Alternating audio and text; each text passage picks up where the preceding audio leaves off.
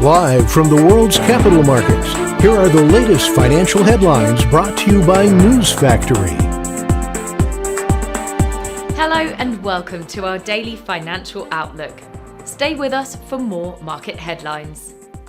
The gold dollar pair made a minor upwards correction in the last session, rising 0.1%. The RSI is giving a negative signal. The euro dollar pair made a minor upward correction in the last session, gaining 0.2%. The ultimate oscillator is giving a negative signal. The last session saw the pound rise 0.3% against the dollar. The MACD is giving a negative signal. The Aussie dollar pair rose 0.3% in the last session. The ultimate oscillator is giving a negative signal, which matches our overall technical analysis.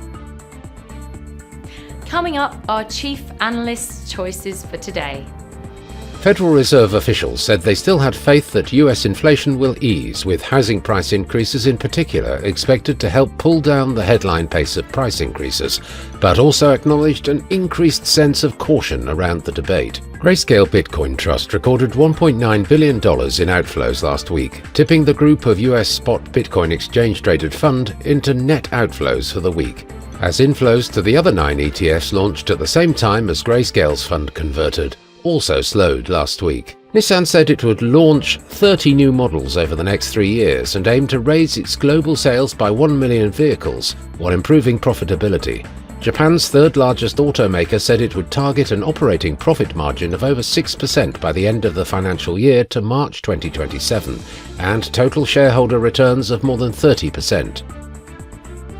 Those were today's major economic events, and now moving on to world financial headlines.